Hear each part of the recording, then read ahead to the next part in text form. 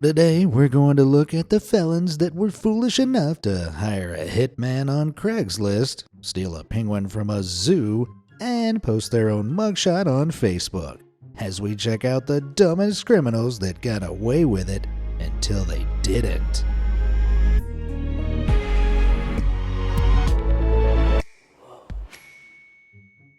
Fake friends. We all know a social media addict who can't go a day without posting about their lives. But in some situations, being terminally online can land you in serious trouble. Back in 2009, a con man called Maxi Sopo went on the run after stealing $200,000 by committing bank fraud in Seattle, Washington. He did this by convincing his friends to lie about their income so they could acquire loans for expensive cars. But instead of actually spending the cash on the luxury vehicles, they fraudulently used it to fund a trip to Las Vegas instead. They said what happens in Vegas stays in Vegas, but Sopo didn't stay in Sin City for long, as when he discovered the authorities were investigating his crimes, he decided to go and hide out in Cancun, Mexico. However, instead of laying low, Sopo started partying in nightclubs and boasting about his lifestyle on Facebook, as he uploaded pictures and posts about his escapades. The post revealed he was in Mexico, but Sopo's location was set to private, so the police couldn't figure out exactly where he was. That is, until the criminal made the dire mistake of sending a friend request to a man he met at a party, who turned out to be a former U.S. Justice Department official. The police spotted the former official on Sopo's friends list and recognized him, so they contacted him to explain the situation. He then confirmed that while he had no idea Sopo was a fugitive, he had met him in Cancun. This led the cops to Sopo's location, and the fuzz finally found and arrested their man in 2010, before convicting him of 4 counts of fraud. Ultimately, Sopo received a 33-month sentence plus a hefty $150,000 fine for his crimes. And it's crazy that he was caught over a couple of Facebook posts and a seriously misjudged friend request. Oh, how the mighty have fallen, from living La Vida Loca to lying in a lockup. Hijacking history. Working as an academic is prestigious, intellectual, and boring. So in 1997, a Civil War expert and New York State Archives employee called Daniel D. Laurello decided to spice up his life by turning to crime. Laurello started stealing historical artifacts at work and selling them on eBay, and his loot included a letter from 1823 that was written by the former Vice President John C. Calhoun to a general from New York. Calhoun served under the presidents John Adams and Andrew Jackson, so the artifact is a pretty special piece of American history. And in 2008, Laurello sold it for just $1,700. But ultimately, Laurello was the one who paid the price. See, a former history teacher called Joseph Romito found the eBay listing and instantly recognized the letter. He knew that it was supposed to be held by the New York State Library, so it was obvious that the person selling it on eBay, aka Laurello, had stolen it. In hindsight, attempting to sell stolen artifacts to history nerds who know everything about them is pretty stupid, and Romito's discovery led to a full-blown police investigation. This uncovered that between 1997 and 2008, Laurello had swiped over 1,600 rare books and documents right under everyone's noses. Unsurprisingly, he was promptly arrested, sentenced to up to 6 years in jail, and slapped with a $125,000 fine. But the authorities were only able to recover 90% of the materials that he'd stolen and sold. So it looks like Laurello will go down in the history books too, as his actions have caused over 100 of New York's precious artifacts to go missing forever. Dumb defense. When I was a kid, I told my Auntie Ethel that her cooking was too salty, and since then I've learned that once you say something, you can never take it back. But while I got a dressing down from my aunt, in 1985 a criminal called Dennis Newton had to face the full force of the law when he misspoke while on trial for armed robbery. Newton was suspected of robbing a convenience store in Oklahoma, and when he went to court he thought it would be a great idea to do away with lawyers and represent himself. At first, he was arguing his defense pretty well, but when the manager of the store testified that Newton was the thief, the criminal broke out in a rage and shouted, "I should have blown your head off." A shocked silence settled over the courtroom, and as Newton realized he'd just admitted to his crime, he lamely added, "If I'd been the one that was there." Talk about turning yourself in. Following his outburst, all bets were off, and it took less than half an hour for the jury to sentence him guilty and recommend a 30-year sentence. To be honest, I'm surprised it took that long. Hitman wanted. Personally, I've only ever used Craigslist to sell some unwanted furniture and hire a handyman. But in 2008, Anne-Marie Linscott from Grand Rapids, Michigan posted a seemingly innocent advertisement on the site offering freelance work that concealed a criminal request. When 3 people responded to Linscott and asked her what the job was, she explained that she'd pay them $5,000 to, quote, eradicate the wife of a man she'd fallen in love with. See, Linscott had an affair with a guy called John back in 2005 and fell for him, but he left her to go back to his wife. So Anne-Marie turned to Craigslist to violently and permanently break up their marriage. Unsurprisingly, the 3 respondents immediately reported Linscott to the cops, and her post was all the evidence the authorities needed to charge her with 12.5 years in prison for the intent to end life. Man, publicly hiring a hitman online is unbelievably stupid, and I still don't know what responses Anne-Marie was expecting to her request. Did she think an actual hitman would reply? Like, "Hey, I'm a professional sniper. DM me the address, and I'll eradicate whoever you want. XOXO. One wild night. Every now and then it's fun to let loose and have a wild night out, but in 2012, Rice Jones and Carrie Mules partied a little too hard and had a wild life night when they got drunk and stole a penguin from the SeaWorld in Queensland, Australia. The Welsh tourists were on vacation when they drunkenly broke into the park and swam with the dolphin, set off a fire extinguisher in a shark enclosure, and finally kidnapped Dirk the penguin and took him back to their apartment. Now, I've had some bad hangovers, but as the Brits woke up and found Dirk waddling around, they must have been filled with regret. They initially tried caring for the penguin by giving him bread and putting him in the shower, but eventually they gave up and abandoned Dirk under the nearby Southport Pier. The duo would have gotten away with it, but they posted videos of Dirk onto Facebook, which were reported to the police, so they were consequently arrested and fined over $650 each. The judge deemed that the tourists didn't act with malice, so they actually weren't convicted of a crime, although I don't suppose they'll be welcome back in SeaWorld anytime soon. And what became of Dirk? Well, he was eventually found under the pier before being returned to his enclosure and reunited with his girlfriend Peaches. Aw, I love a happy ending. Criminal confession. Honesty isn't always the best policy, and sometimes telling the truth can ruin your life. Just ask James Washington, a 61-year-old inmate at Turney Center Prison in Nashville, who had a terrible heart attack back in 2009 while serving a 15-year sentence for attempted homicide. For most people, going to prison and having a heart attack sounds like a worst-case scenario.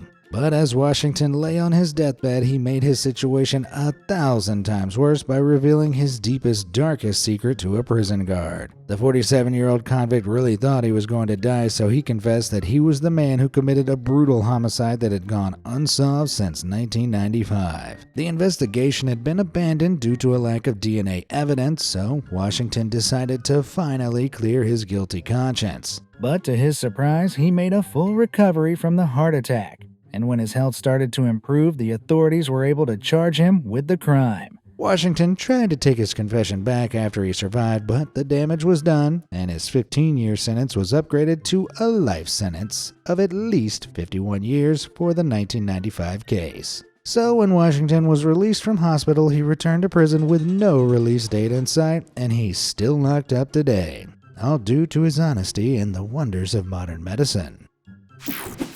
Paying the price. Graham Price was just a boring guy with a boring job until the 58-year-old Englishman decided to break bad and steal $13 million from a bank. See, this real-life Walter White worked at a British bank called Halifax as a financial consultant, which is a fancy schmancy way of saying he provided financial advice to customers. But instead of giving genuine advice, he preyed on unsuspecting clients by telling them to invest money with him personally, while promising that he could use his financial know-how to double their investments. Then he would spend their money on luxury vacations, new cars, and a serious gambling problem that primarily involved betting on horse races. When his investors started demanding their returns, he'd use the money from his newer investors to pay them back like one big pyramid scheme. He took around $4.2 million from clients, and when this cash eventually ran dry, he started siphoning funds directly from Halifax, stealing $9 million more from the bank while he worked. Incredibly, he managed to run this operation from 2001 to 2004 without being caught. But one day, an auditor inspecting the bank came across a piece of paper tucked into a safe, and they found it was a handwritten IOU note from Price that openly stated he'd borrowed $9 million from Halifax. See, Price was so addicted to gambling that he truly believed he was going to win big and pay the bank back. So he left the note in the vault to explain that he hadn't stolen the money, and he was merely borrowing it until he won. He'd hoped the bank would understand and let him off easy, but unfortunately, Halifax and the police didn't accept this explanation. So the piece of paper just acted as a confession, as Price was promptly arrested and jailed for 12 years in 2005. Unfortunately, some of Price's clients never got their money back, and his scheme completely bankrupted them. But the criminal wasn't overly apologetic. He told the police that he'd been arrested too soon and he could have been able to pay it all back if he was given another week to bet on horses, as he definitely would have won. Yeah, sure thing, buddy. Picture perfect. Social media is a great way to connect with other people, and it's also a great way of connecting the cops to stupid criminals. Back in 2016, Donald Pugh was wanted in Ohio and Georgia for driving under the influence, vandalism, and arson. So it's fair to say he was in big trouble. But he didn't bother showing up for his trial in Ohio, which forced the police to release a mugshot of Pugh online and ask the public for help locating him. Pugh saw the post, and he didn't think the photo was very flattering. So he decided to send a posed selfie to the cops and ask if they could use it instead. I'm sure Pugh thought his response was hilarious, but it blew up online and drew lots of attention to his case, so the cops soon started receiving lots of tips from people who'd spotted him down in Florida. This allowed them to track Pugh down and arrest him, all due to his self-incriminating selfie. But Pugh isn't alone, and in 2016 a Florida man called Mac Yearwood made a similar blunder after committing battery in the city of Stewart. When the cops arrived, Yearwood fled the scene, which prompted a manhunt. Then, as the police started investigating him online, they found that he'd updated his Facebook profile picture to an old wanted poster that revealed he had 2 other warrants for battery in Citrus County, Florida, around 210 miles away. So the police obtained Yearwood's address and tracked him down before arresting him for the crimes he committed in Stewart and Citrus County. Man, next time you want to update your profile picture, just go for a classic selfie. All is revealed. The worst kind of criminals are the ones who feel absolutely no remorse for their crimes, and this description definitely fits the Californian gangster Anthony Garcia. In 2004, Garcia committed a homicide against a rival gang member outside a liquor store in Pico Rivera. The cops had no leads, and he avoided arrest for 4 years until he was pulled over in 2008 for driving with a suspended license. The police suspected that he was part of a gang called Rivera 13, so before letting him go, they took some photos of his tattoos, which is a standard procedure used to document gang members and keep tabs on them. These pictures happened to reach Detective Sergeant Kevin Lloyd, who'd been in the force for years, and when he started looking through them, he realized that Garcia had the scene of the 2004 liquor store homicide tattooed on his chest. It clearly displayed the liquor store's facade and the surrounding area, as well as the shooting itself. Garcia's nickname was Chopper, which is represented in the helicopter firing at the victim. Furthermore, the victim is represented as the Planters mascot, Mr. Peanut, which is a reference to the fact that Garcia's gang insultingly called members of the rival gang Peanuts. It couldn't have been more blatant, so the cops tracked Garcia down and interrogated him, which led to his arrest. After a short trial, Garcia was sentenced to 65 long years in jail and finally received punishment for a crime he'd committed 4 years before. Man, I bet he regrets ever walking into a tattoo parlor. But hey, at least his tat isn't as bad as mine. Dude, where's my bike?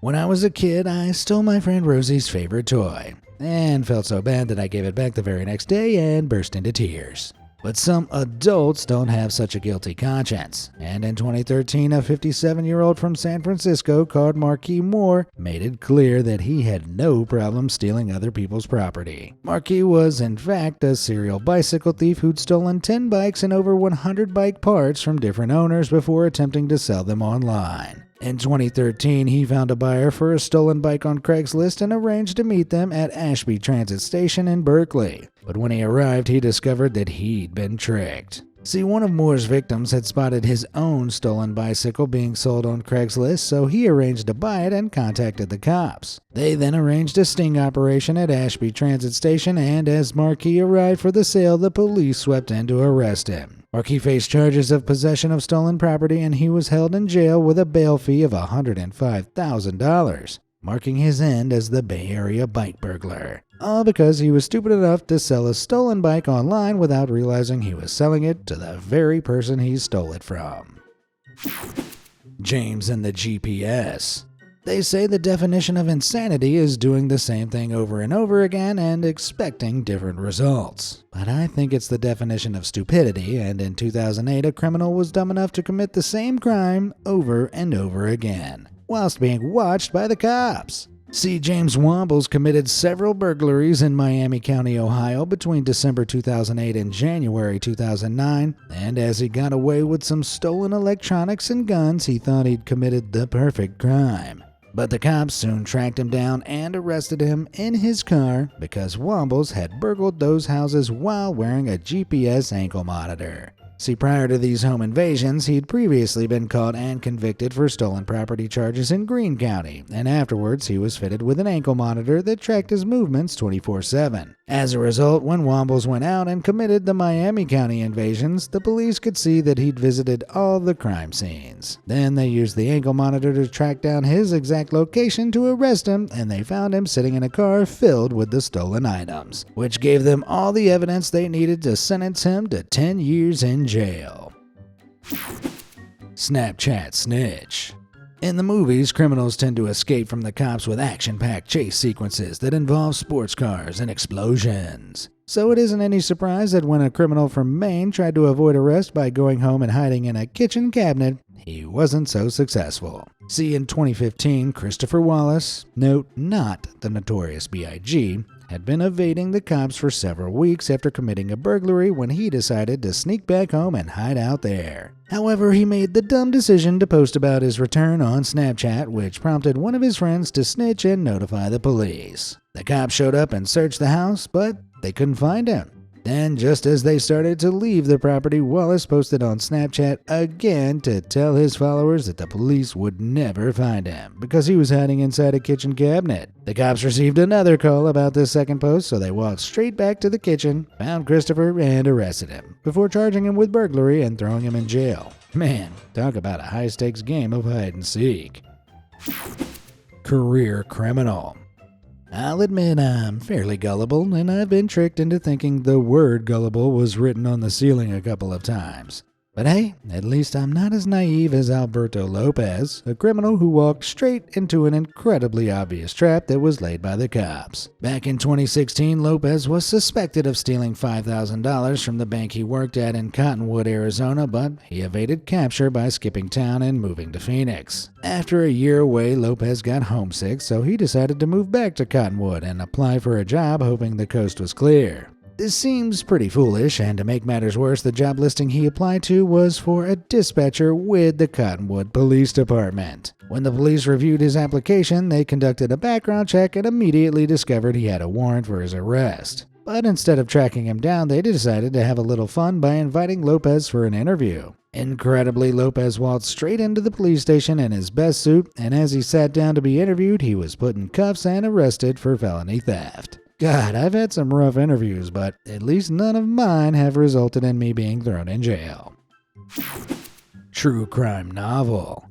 Some true stories really are stranger than fiction, and the tale of the Polish author Christian Bala is so absurd that it's taken straight from the pages of a crime novel, literally. See, in 2000, Bala started to suspect that a businessman had formed a relationship with his ex-wife, so he kidnapped him and committed homicide in a jealous rage. But Bala had clearly done his homework because the police found no leads and they dropped their investigation after 6 months. The case went unsolved for years and it looked like Bala had gotten away with the crime. But instead of lying low, he decided to become a self-published author and write a crime fiction novel called Amok that was based on the crime he'd committed. The book actually became a bestseller, and when a member of the Polish police force read it, they noticed the storyline closely matched the details of the real crime and the fictional criminal was called Chris. As they investigated further, they found that the story also included details of the homicide that were never released to the public, which essentially proved that Christian had committed the crime. So Bala's own book reopened the cold case, and it was the main piece of evidence used by the authorities as they arrested Christian and sentenced him to 25 years in prison in 2007.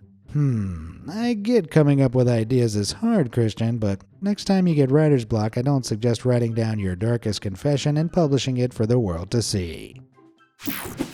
Shot in Chicago. With The Godfather, The Sopranos, and Goodfellas, some of the most famous TV shows and movies of all time belong to the gangster genre. But the life of the real gangster John Dillinger is much wilder than any movie. Dillinger and his gang were active in the Midwest during the Great Depression, which lasted from 1929 to 1939. During these years, they were responsible for multiple homicides, robberies, and 3 jailbreaks, and he became so famous that he was dubbed Public Enemy number 1. But surprisingly, the terrifying criminal was eventually caught in a pretty embarrassing way. See, in 1934, Dillinger was successfully hiding out from the cops in Chicago, but on July 22nd, he foolishly broke his cover to go watch a movie called Manhattan Melodrama, because he was a fierce fanboy of its starring actress Myrna Loy. Man, and here I thought Taylor Swift fans were devoted. Appropriately, the movie was about a lawyer who has to send his criminal best friend to the electric chair, and Dillinger was about to face a similar fate. See, one of his female companions had tipped the cops off, and after watching the movie and coming out of the Biograph Theater, the gangster found the boys in blue waiting for him outside. He began to run, but the feds took him down with gunfire and permanently ended his crime spree. Lots of people believe that Dillinger's fate actually marked the decline of the whole gangster era, as the police went on to catch over 25 other prominent gangsters who had aided and abetted Dillinger. So Dillinger's decision to go catch a movie was a pretty terrible idea, and an entire period of American history arguably ended due to his infatuation with Myrna Loy. What an ego boost. Caught on camera. There have been plenty of times where I've wanted to clap back at a mean comment on my videos, but so far I've managed to ignore Be Amazed Hater 99 and really think about what I put out on YouTube. But unfortunately, not everyone can restrain themselves on this website, and in 2012, a 19-year-old called Hannah Sabata successfully stole a car and over $6,000 from a bank in Nebraska before posting about it on YouTube.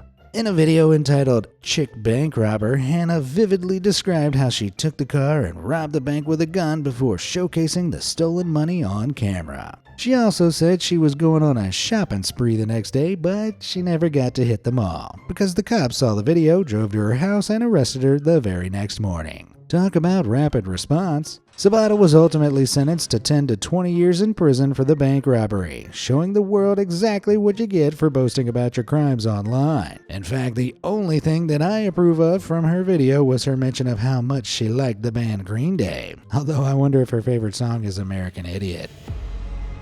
Well, I think that's all the stupidity I can take, and personally, I'm glad all those idiots got busted. Which dumb criminal was your favorite? Let me know in the comments below, and thanks for watching.